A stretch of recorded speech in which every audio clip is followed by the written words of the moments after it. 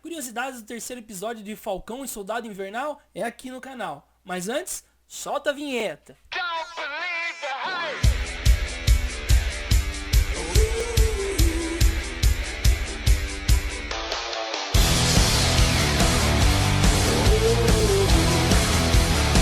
You're being tempted by the same old.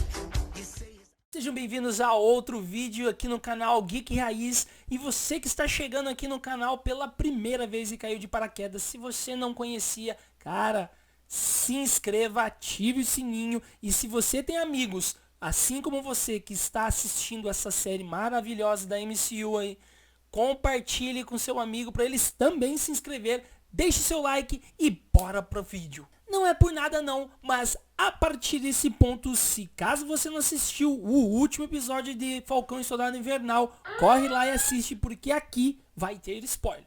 Fique dito. Nós iniciamos o nosso episódio com uma pequena propaganda de uma empresa que ele fala como ele tenta ajudar as pessoas a viverem depois do pós-blip, né? Que seria o estalo do Thanos, né? Depois de 5 anos, você se reencontrando com as pessoas, muito tempo sem ver aquela ente querida, de repente ele volta, né? Tudo mudou. Então eu acho muito interessante isso e eu acredito que isso vai fazer muita parte do MCU, conforme eu havia dito no outro ou nos outros episódios aí, tanto de Falcão e Soldado Invernal, como também de WandaVision. Então fiquem atentos que isso é algo que será abordado muito no futuro aí da MCU, beleza? Tenho absoluta certeza. Você ouviu daqui no canal. Uma coisa também que eu achei super bacana é quando, no final do episódio anterior, né, o Bucky junto com o Sam, eles mencionam que eles devem ir lá ver o Zemo, que talvez ele deva saber o que está acontecendo com esse tipo de essa relação sobre o soro do Soldado Invernal, porque eles sabem que ele não gosta disso, tanto que ele finalizou os últimos soldados, né, que haviam sido criados pela Hydra lá no Capitão na Guerra Civil. Então eles estão indo lá para ver se ele sabe de alguma coisa. E o que eu acho super bacana é quando ele chega lá, o Bucky pede para ir falar com ele, até porque ele não é um Vingador. E ele fazia parte da Hydra por um bom tempo, como Soldado Invernal e tal, e pediu para ele poder ir lá falar com ele para poder resolver. Quando ele chega lá, isso a gente consegue ver bem nítido, e para aqueles que acompanharam Guerra Civil sabe ali o que estava se passando. Quando chega lá, o Zemo, a primeira coisa, quando ele dá um oi, o Bucky dá um oi para ele, o Zemo já começa a interagir com ele com algumas palavras em russo, que seriam palavras que a Hydra utilizava para controlar o Soldado Invernal, que seria o Bucky. Mas, devido ao tempo dele lá no final do filme, que ele passou lá em Wakanda, eles fizeram uma lavagem, ou limparam a mente dele, ajudaram ele a melhorar. Então essas palavras, acredita-se, né, que não funciona mais, até que ele mencionou, isso aí ficou no passado, não funciona mais. Então isso aí é meio que uma pegada e um easter egg de um filme anterior, muito legal e bem inserido ali naquele momento. Primeira vez que nós vemos Zemo aí na MCU foi sim no filme do Guerra Civil, no qual ele que é o que estava tramando tudo para haver um conflito entre os Vingadores.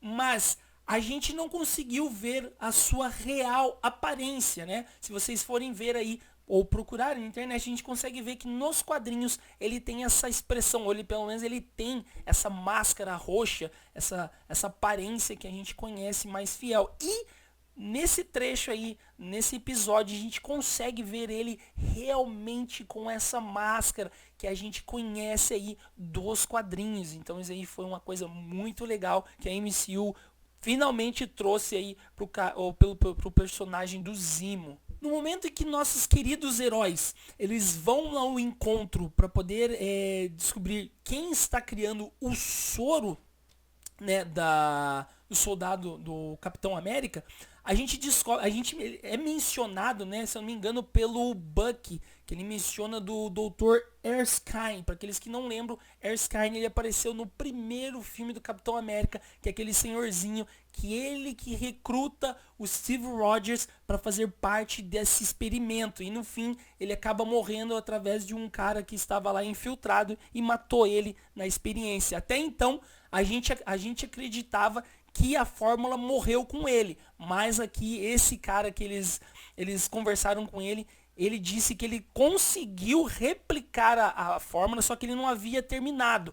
Ele tinha sido sumido junto, ele tinha virado pó junto com as outras pessoas, e depois que ele voltou do blip, ele continuou a sua pesquisa e finalmente conseguiu completar aí o soro. E ainda diz que são 20 pessoas, ou 20 soros, né? Pessoas que foram. A gente sabe que são 4 ou 5, acho que são 6 que apareceram naquele grupo lá. A gente não sabe quais outras pessoas estão com esse soro e se eles já utilizaram, né? Essa pra mim foi a melhor tirada ou sátira desse episódio. Foi no momento em que, depois que eles finalizaram, aconteceu toda aquela batalha nos containers, depois que eles descobriram sobre o rapaz lá, o cientista, sobre o soro. Quando eles entram no carro, dessa vez o Sam, ele senta na parte de trás, e isso faz referência a também o filme do Guerra Civil, no momento em que o Capitão América está lá no Fusca, lá na frente do carro, no Fusca, né, onde que o Bucky e o Sam se encontram sentados, e ele está tendo um momento, uma conversação lá com a Sharon, e nisso o Bucky, que está sentado atrás, ele fala: pode mover o seu assento um pouco para frente? E o Sam fala: não. Só que nesse momento ele faz sátira com isso, que ele tá sentado ali atrás e ele pega, só que ele nem pergunta, ele só senta e já tipo lembra do que ele fez, e fala assim: você não vai mover o teu assento, né? E o Buck: não. Isso eu achei muito legal, bacana aí, essa pequena, essas conexões que eles fazem ficam super interessantes e legal. Ó, show de bola. A Sharon, para aqueles que estão acompanhando aí todos os filmes e séries da MCU, viu que ela foi apresentada aí nos filmes do Capitão América. Ela teve um envolvimento com ele, né? E é parte da família e tal. Ela era uma agente da SHIELD, depois que caiu lá a Hydra. Eles tiveram alguns problemas e no fim ela não conseguiu melhorar a seu status, diferente dos outros Vingadores que conseguiram melhorar, fazer um acordo com o governo e meio que tentar viver uma vida melhor depois de tudo o que aconteceu lá com o Tratado de Sokovia. Só que ela disse que ela não conseguiu se dar bem com eles. E depois que ela ajudou eles, ela menciona logo depois que ela fala: não vou com vocês. E ela entra no carro com a mulher, ela fala assim: nós temos alguns problemas a serem tratados. Acredita-se, ou acredito, que esse mercador do poder, você viu que quando o Timo chegou lá em Madripoor, e ele mencionou, e teve um pessoal que falou assim: olha, ele quer ver você. O mercador. Só que sabe que ele é muito foda. Só que ele nunca viu ele ou ela, né? A gente não sabe, né? Porque ele não é definido o sexo. Ele nunca chegou a ver essa pessoa presencialmente. Eu acredito que pode ser, acabar sendo a Sharon, né? Devido ao que aconteceu, ela houve aquela chavinha e trocou de lado por... A gente viu, né? Que quando eles chegaram lá no quarto, na casa onde ela vivia, ela estava com boas coisas. Então eu estou acreditando que elas tenham ido pelo lado mal da força, não é? A gente vai ter que descobrir nos outros episódios, mas eu acredito que ela tá ligada com coisa ruim aí, viu? Talvez depois que eles destruíram o soro e viu que os únicos soros era o que estava com o mercador do poder, ela possa, se for ela pode aumentar o valor no mercado, ganhando muito mais dinheiro. Não sei qual será a ideia dela aí.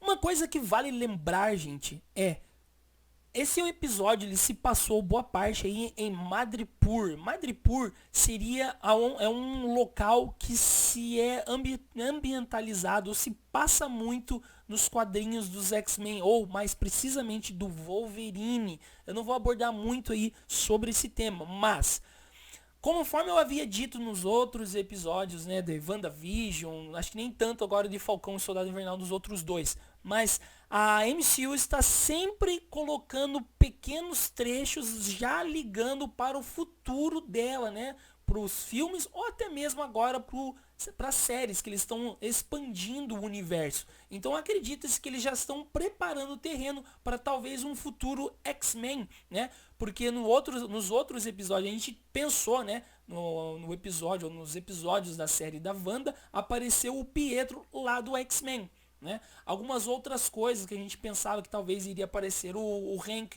o Fera, a Tempestade, já há boatos que talvez vá aparecer aí em Wakanda, a gente não sabe agora por causa que o Chad Baldwick, que é o antigo Pantera Negra, devido a ele ter falecido, a gente não sabe como eles vão tomar as rédeas a partir de agora.